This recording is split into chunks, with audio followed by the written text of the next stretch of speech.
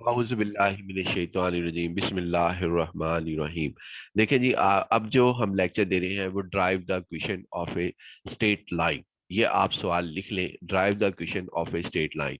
इसमें जो कॉन्सेप्ट हमारे पास मौजूद है वो ये है कि दो वेक्टर्स का, कि पहले हम इसे वेक्टर फॉर्म में लिखेंगे, फिर इसे कार्टेशियन के अंदर बना देंगे, और या उसको यानी कि कार्टेशियन से वेक्टर में लिख के बना देंगे, यानी किसी तरह भी हम इसको एडजस्ट करेंगे, वो आपके सामने आ जाएगा।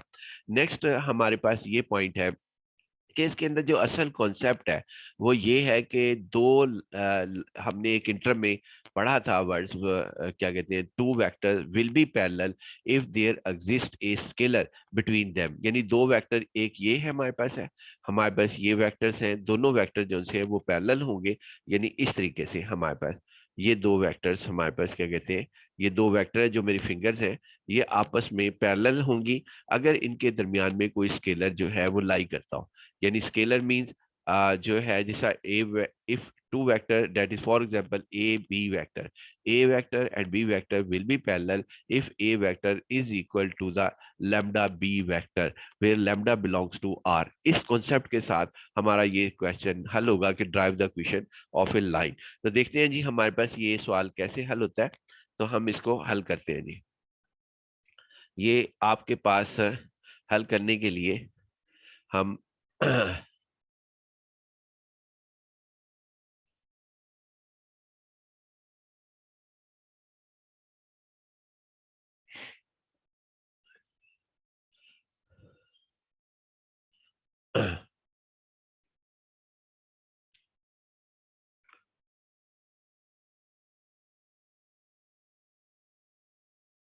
Drive the question of A drive the question of a line. बड़ा सिंपल है, ये कोई मुश्किल बात नहीं है, लेकिन इसके लिए कॉन्सेप्ट समझना पड़ेगा हमें कि वो हमारे पास कौन सा कॉन्सेप्ट है। मिसाल के तौर पर ये आप देखें कि आपके पास, क्या कहते हैं ना, एक है ये वेक्टर है। वेक्टर ऐसे ही होते हैं, आप इसकी डायरेक्शन इधर कर लें, ऐसे कर लें, ऐसे कर लें, लेकिन चलें जी मैंने इस तरफ को कर ली, ये एक वेक्टर है। चलिए मैं इसको यूं भी कर लेता हूँ, वेक्टर को आप मैं क्या है जैसा मर्जी लिख सकते हैं। ये वेक्टर आपके पास है। अब इस वेक्टर का हमारे पास, क्या कहते हैं, vector two vector is set to be parallel. क्यों हमारे पास होते हैं जी पैरेलल हमारे पास? जब आपके पास, क्या कहते हैं, दो वेक्टर उस वक्त पैरेलल होते हैं, दो शेप बन सकती है हमारे पास। या तो वो वेक्टर ऐसे हो जाए, ये भी पैरेलल है, two vectors A and B are said to be parallel, एक का नाम ए रख दें, दूसरे का नाम बी रख दें। दूसरा तरीकेकार हमारे पास क्या है? दूसरा तरीकेकार ये है जी, हम इस वेक्टर को यानी कि ये ओवरलैप कर दें, इस तरह आ जाए, ये हमारे पास हो जाए, ये सेंटर में आ जाए, दरमियान में आ जाए, शुरू में आ जाए, इस तरह आ जाए, तब भी ये दो vector are said to be parallel. एक ये कॉन्सेप्ट के साथ है, और एक जब वो ओवरलैपिंग करते हैं। तो हम यहाँ पे जो कॉन्सेप्ट लेकर आ रहे हैं वो ए बी का, यानी दो vector are said to be parallel when they overlap. जब वो हमारे पास ओवरलैप करते हैं उसके तहत हम जो है ये काम करने जा रहे हैं। तो देखते हैं जी ये इक्वेशन हमारे पास कैसे लिखी जाएगी इसके अंदर। तो हम इसमें सॉल्यूशन में हम यहाँ पर सबसे पहले तो ये लिखेंगे,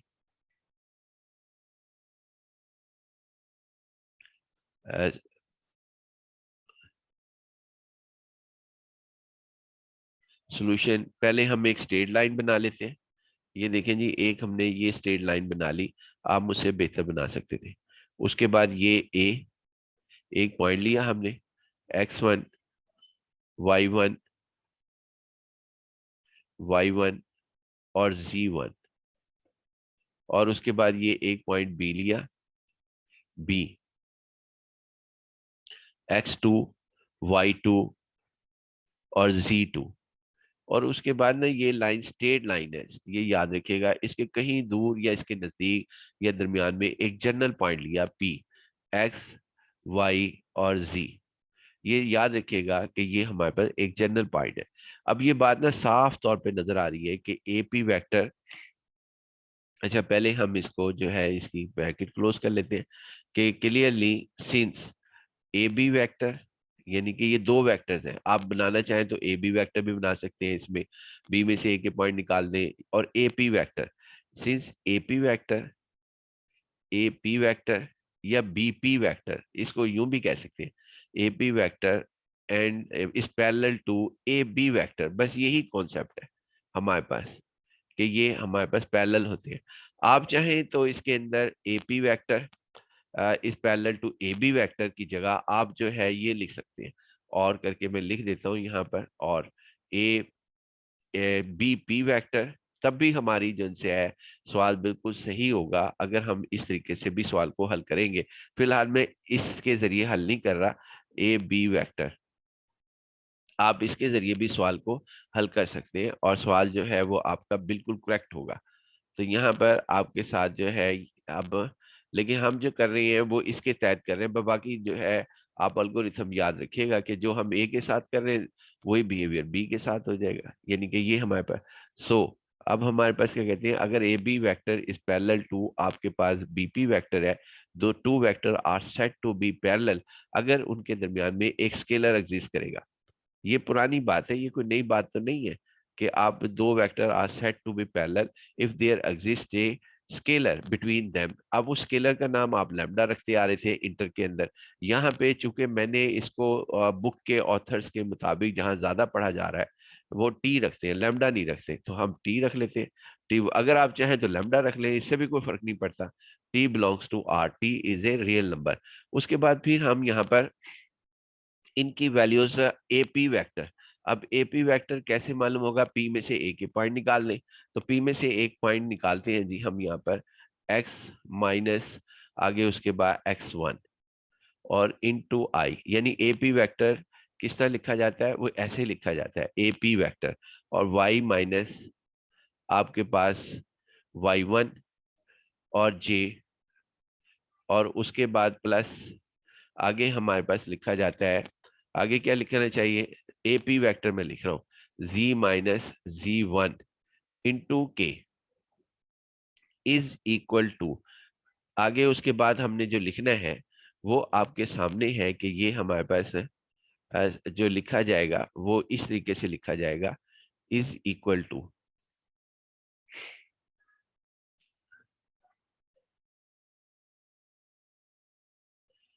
टी। अब हमने किसको लिखना है, अब हमने जो है ये लिखना है ए बी वेक्टर की वैल्यू, ये ए बी वेक्टर। अब बी में से ए के पॉइंट निकालेंगे, अगर हमने b vector a B vector लिखना है तो बी के पॉइंट है जी हमारे पास x2 minus x1 into i plus y2 minus y1, b में से ए के पॉइंट सब्ट्रैक्ट कर दिए, जे प्लस और z2 माइनस z1 इंटू के, और उसके बाद हम यहाँ पर, अब हम जो, और टी की सबसे पहले ये भी जहन में रखिएगा कि टी की ब्रैकेट जो सी है वो हमने क्लोज करनी है, क्लोज की हमने तो ये हमारे पास इस तरह बन गया जी। अब इसको मल्टीप्लाई कर दें यहाँ पर, टी इंटू आगे उसके बाद x2 हमारे पास जो है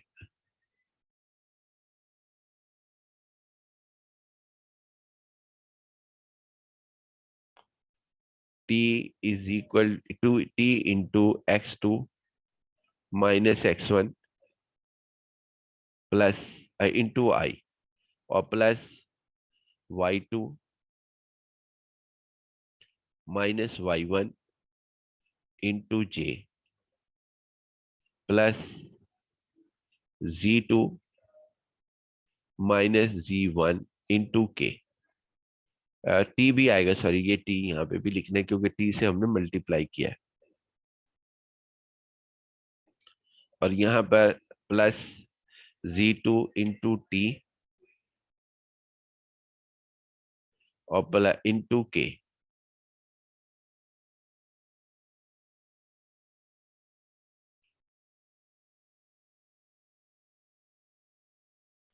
बेहतर अंदाज से लिख लेते हैं,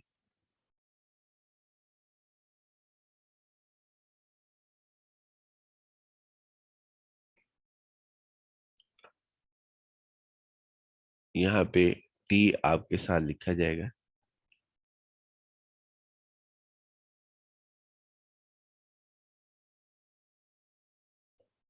टी, और उसके बाद Z2 Z1 इंटू टी। और उसके अब हम जो है ना यहाँ पे कंपेयरिंग कर रहे हैं, comparing the i j k coefficient on both sides, comparing the coefficients of i j k component on both side, on both side. अगर ये हमें मालूम है कि two vector are said to be equivalent if their ij components are equal, कि ये आपके पास इसके अंदर इक्वल अगर आपके पास हो तो हम उसे कहते हैं कि ये हमारे पास इसका इक्वलेंट है। तो करते हैं जी, x minus x1 over, over नहीं आएगा सॉरी, इज इक्वल टू, और उसके बाद हमारे पास is equal to t x2 minus x1, और दूसरा हमारे पास आएगा y minus y1 is equal to t y2 minus y1, और फिर उसके बाद z minus z1 is equal to T और z2 माइनस z1। ये हमारे पास होगा। और अगर हम इसको थोड़ा सा और सिंपली टी की वैल्यू निकालनी है जी, अब हमारा टारगेट ये है कि हमने टी की वैल्यू जो है वो हमने यहाँ से फाइंड आउट करनी है। तो टी की वैल्यू को फाइंड आउट करने के लिए देखें हम क्या करते हैं, इसके अंदर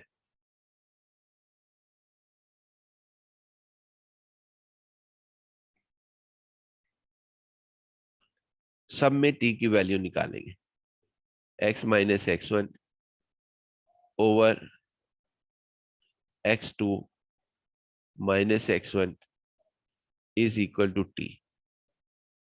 इसे वन कह लेते हैं, वन हमारे पास, और इसमें से आ जाएगा, ये दूसरी में से आएगा हमारे पास y, इसमें से भी t की वैल्यू फाइंड आउट करेंगे, y minus y1 over y2 minus y1 is equal to T. इसको सेकंड कह लेते हैं हम, ये हमारे पास। इसी तरह इसमें से होगा z माइनस z1, इसमें से भी t की वैल्यू फाइंड आउट करेंगे, और z2 minus z1 is equal to T. अब हम ये तीन क्वेश्चंस हमारे पास आ गई, अब हम तीनों क्वेश्चंस के अंदर से टी की वैल्यू को पुट कर देंगे। यानी चाहे आप कहें कि सेकंड को वन में पुट किया, या आप ये कह देंगे टी की वैल्यू जो है वो कंपेयर कर रहे हैं, क्योंकि तीनों साइडें टी के इक्विवेलेंट है, तो लिहाजा हम इसको यूं लिख सकते हैं। इसको जो है फिर हम इस तरीके से लिख सकते हैं जी, ये हम उसी अंदाज से लिखेंगे।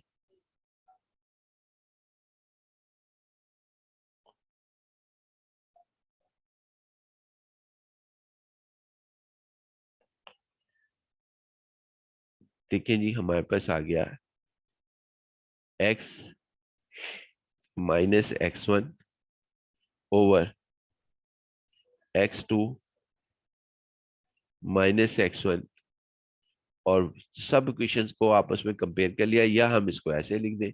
इससे क्या फर्क पड़ता है, तब भी रिजल्ट वही रहेगा जो 1 2 और 3 के अंदर लिखा हुआ है, y1 और z2 minus z1 over z2 नहीं सॉरी z लिखना था सिंपल, चले मैं अभी सही करता हूँ, z2 डिनोमिनेटर में आएगा minus z1।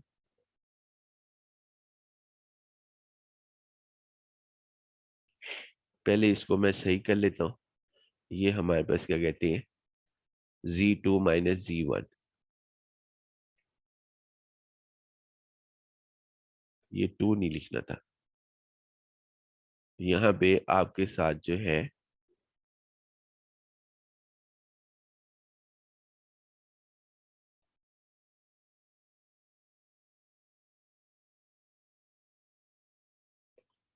Z2 minus Z1 is equal to T, और T बिलोंग्स टू R, ये हम शुरू से लिखते हुए आ रहे हैं।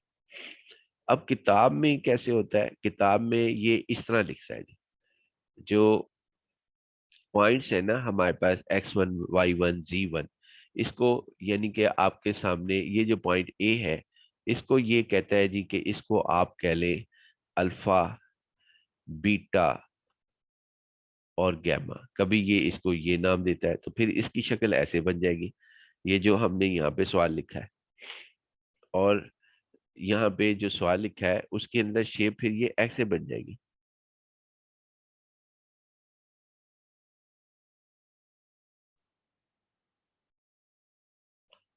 एक्स माइनस अल्फा, और x2 माइनस x1 को L कह देता है ये, और y2 y माइनस बीटा, और उसकी जगह जो है वो क्या कहते हैं m कहता है, और इसकी जगह जो है z माइनस गैमा, यानी x1 को x1 y1 z1 को अल्फा बीटा गैमा कहता है।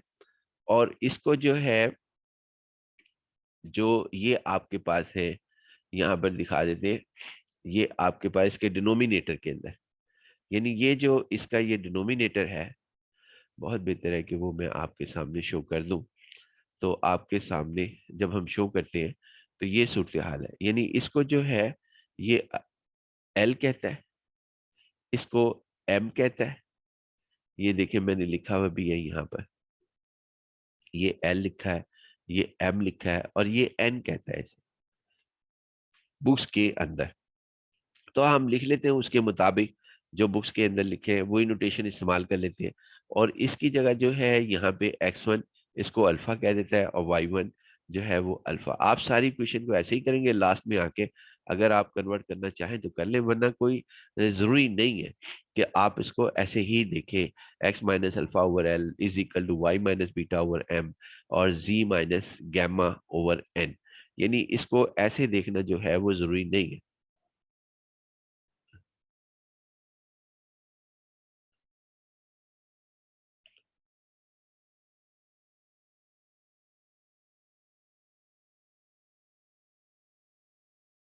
इसको ऐसे देखना जो है वो जरूरी नहीं है। इज इक्वल टू टी भी है जी हमारे पास, लिहाजा ये हमारा सवाल जो है वो हल हो गया। लेकिन drive the question of a line, और उसके अलावा इसको जो है अगर हम वेक्टर फॉर्म में लिखें, वो भी मैं आपके साथ डिस्कस कर ही लूँ तो बहुत बेहतर है कि वेक्टर फॉर्म के अंदर ये कैसे लिखता है। यानी इसके अंदर ए बी वेक्टर को जो है वो नाम, जिस तरह यहाँ पे नाम इसने ए बी वेक्टर को एल एम आई रखता है, यहीं से हम शुरू करते हैं जी। अगला पेज जो हम यहाँ आपके सामने डिस्कस करेंगे, यहीं से भाई ये जहन में रखेगा कि मैंने जो शुरू करना है ना, वो यहाँ से शुरू करना है, इधर से। तो आप भी इसको जहन में रखिएगा कि ये हमारे पास क्या कहते हैं, इसको यहाँ से शुरू करते हैं, और इसको वेक्टर फॉर्म के अंदर हम लेकर आते हैं।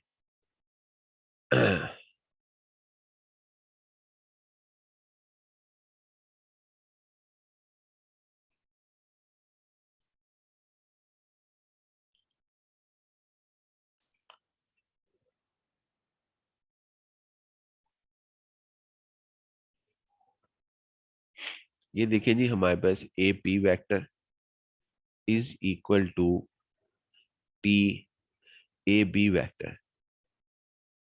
इसके अंदर ना ये सिर्फ और सिर्फ एक चीज का फर्क डालता है, जो मैं इसके आपके साथ लिख रहा हूँ। जब भी ये वेक्टर फॉर्म का आएगा तो ये स्टेप आप इस तरह कर लेना, लेट ए बी वैक्टर, बाकी कॉन्सेप्ट वही है ये जो मैंने आपके साथ डिस्कस किया। A b vector alpha i plus, sorry alpha i नहीं, यहाँ पे जो हमने रखा था वो रखा था हमने एल आई,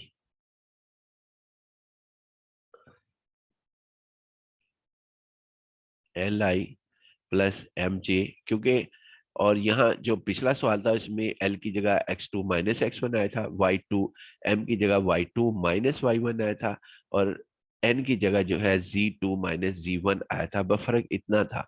उसके बाद लेकिन ये नाम कहता है कि ऐसे रख लो, तो हम चले ऐसे रख लेते हैं, और फिर इसको उसके मुताबिक हम जो है वो हल कर सकते हैं। और एपी वेक्टर को इसने जो है वेक्टर फॉर्म में बनाने के लिए इसको वेक्टर फॉर्म में ऐसे बनाता है, यानी आपके सामने एपी वेक्टर हमारे पास क्या कहती है, चलें जी, ये हमारे पास है R minus R vector minus A vector. ये यानी कि ये समझें कि आपके पास ना ये इस तरीके से लिख रहा है, ए वेक्टर को इस पोजीशन में लिखता है, ए वेक्टर को, और बी पी वेक्टर को ये इस पोजीशन में लिखता है आर वेक्टर, यानी ये हमारे पास है। और फिर अब पी में से ए के पॉइंट निकालें तो वो R vector minus A vector बनता है। और फिर इसको हम थर्ड कह लेते हैं, जो कि हमने ये लिखा है, इसको लेट के साथ वो लिखता है। अगर वेक्टर फॉर्म में लिखना है आप बेशक इन्हीं लाइन पे लिखें, लेकिन कॉन्सेप्ट जो है वो पिछला ही रखें। उसके बाद जी फिर आपके पास है टू को और थ्री को जो है वो सब्स्टिट्यूट कर दें इन वन में सब्स्टिट्यूट करें तो आपके पास ये होगा R vector minus A vector is equal to T. आगे उसके बाद एल आई, बल्कि इसको भी पोजीशन वेक्टर में दे देता है, चले अच्छा, एम जे प्लस एन के, ये हमारे पास। और फिर इसको R vector is equal to T, और टी की बजाय ना हम यहाँ पे ये लिख लेते हैं, पहले ए वेक्टर को ले जाते हैं, ए वेक्टर को दूसरी साइड पे ले जाते हैं।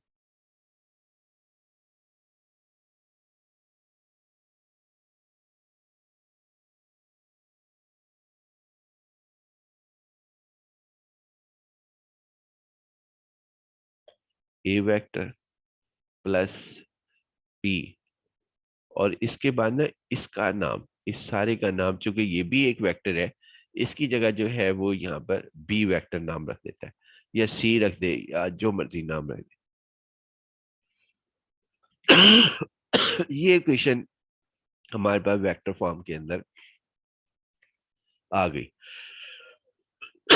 और यहाँ हमारा प्रॉब्लम जो है वो सॉल्व होता है, ये वेक्टर फॉर्म है।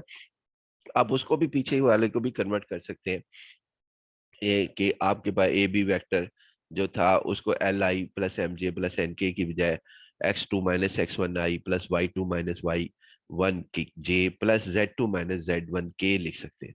इंशाल्लाह जी, बाकी नेक्स्ट लेक्चर में जी।